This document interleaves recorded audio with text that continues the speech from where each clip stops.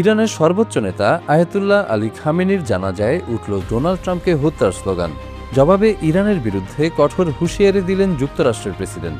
ট্রাম্পের দাবি, তাকে হত্যার ষড়যন্ত্র হলে ভয়াবহ পরিণতির মুখে পড়তে হবে ইরানকে। শনিবার নিজের সামাজিক যোগাযোগ মাধ্যম ট্রুথ সোশ্যালে দেওয়া এক পোস্টে ট্রাম্প বলেন, ইরানের দিকে তাক করা রয়েছে 1000 ক্ষেপণাস্ত্র। ইরান তাকে হত্যার চেষ্টা করলে তাৎক্ষণিকভাবে আরও হাজার হাজার ক্ষেপণাস্ত্র হামলায় যুক্ত হবে। তার দাবি, যুক্তরাষ্ট্রের সামরিক বাহিনী সম্পূর্ণ প্রস্তুত এবং ইরানের বিভিন্ন অঞ্চল ধ্বংস করে দেওয়ার সক্ষমতা তাদের রয়েছে।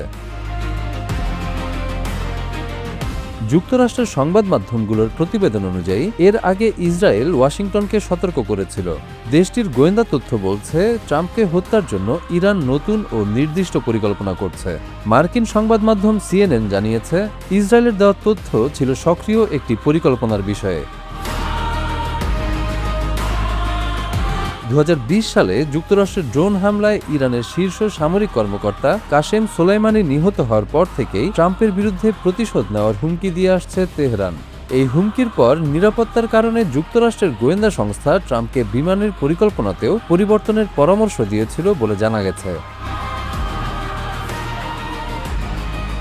এই কঠোর বক্তব্যের মাঝেও ট্রাম্প জানিয়েছেন, ইরানের সঙ্গে শান্তি চুক্তি চূড়ান্ত করার আলোচনা চলছে। তার দাবি, তেহরান আবার আলোচনা চালিয়ে যেতে চেয়েছে এবং যুক্তরাষ্ট্র তাতে সম্মত হয়েছে।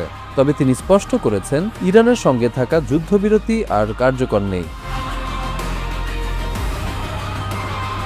এর আগে হরমুজ প্রণালীর কাছে কাতার ও সৌদি আরবের তেলবাহী জাহাজে হামলার পর পরিস্থিতি উত্তপ্ত হয়ে ওঠে। এরপর যুক্তরাষ্ট্র টানা 2 রাত ইরানে বিমান হামলা চালায়। পাল্টা জবাবে ইরানও যুক্তরাষ্ট্রের সঙ্গে সংশ্লিষ্ট সামরিক স্থাপনায় ক্ষেপণাস্ত্র ও ড্রোন হামলা চালায়। ওয়াশিংটনের চাপের মুখে ইরানের প্রধান আলোচক ও পার্লামেন্টের স্পিকার মোহাম্মদ বাঘের গালিবাফ বলেছেন, তেহরান কখনোই যুক্তরাষ্ট্রের কাছে আত্মসমর্পণ করবে না। তিনি বলেন, পাকিস্তানের মধ্যস্থতায় হওয়া সমঝোতা স্মারক থেকে যুক্তরাষ্ট্র সরে গেলে ইরান পূর্ণমাত্রার প্রতিরক্ষার জন্য প্রস্তুত রয়েছে। গালিবাফ আরও বলেন, বিশ্বের দেশগুলো যুদ্ধের অবসান চাইলেও এই সংঘাত ইরানের আত্মসমর্পণের মাধ্যমে শেষ হবে না। তার ভাষায়, ইরান নিজেদের রক্ষার প্রস্তুতি কখনো বন্ধ করেনি। অন্যদিকে উত্তেজনা কমানোর চেষ্টা চলছে কূটনৈতিক পথে। কাতারের মধ্যস্থতাকারীরা তেহরানে পৌঁছেছেন। একই সময়ে ইরানের পররাষ্ট্রমন্ত্রী আব্বাস আরাকচি হরমুজ প্রণালীর নিরাপত্তা নিয়ে আলোচনার জন্য ওমানের রাজধানী মাস্কটে রয়েছেন বলে জানিয়েছে দেশটির বার্তা সংস্থা তাসনিম। পাকিস্তানের প্রধানমন্ত্রী শেহবাজ শরীফও ইরানের প্রেসিডেন্ট মাসুদ পেজেশকিয়ানের সঙ্গে ফোনে কথা বলেছেন। তিনি সাম্প্রতিক উত্তেজনা নিয়ে গভীর উদ্বেগ প্রকাশ করে দুই পক্ষকেই সংযত থাকার আহ্বান জানিয়েছেন। তেহরান থেকে আল জাজিরার প্রতিবেদক মাহমুদ আব্দুল ওয়াহেদ জানিয়েছেন, স্থবির হয়ে পড়া আলোচনা আবার চালু করতে জোর কূটনৈতিক তৎপরতা চলছে। তবে সাম্প্রতিক মার্কিন হামলা ও ট্রাম্পের বক্তব্যের পর ইরানের কর্মকর্তারা যুক্তরাষ্ট্রের উদ্দেশ্য নিয়ে এখনও সন্দিহান।